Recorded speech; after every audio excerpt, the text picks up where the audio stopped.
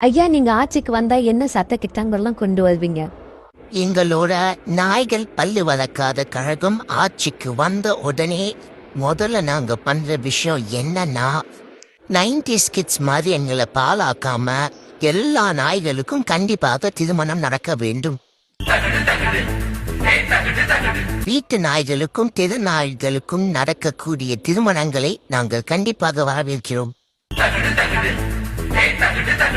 சாப்பிடுவதற்கு முன்னால் ஸ்டே சொல்லுவதை அறவே ஒழிக்கிறோம்.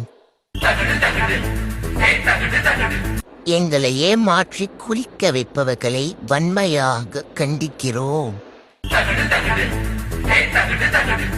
தினமும் எங்களுக்கு கறி பூவா கொடுக்காமல் தயிர் பூவா கொடுப்பவர்களை தீய சக்தியாக அமல்படுத்துகிறோம்.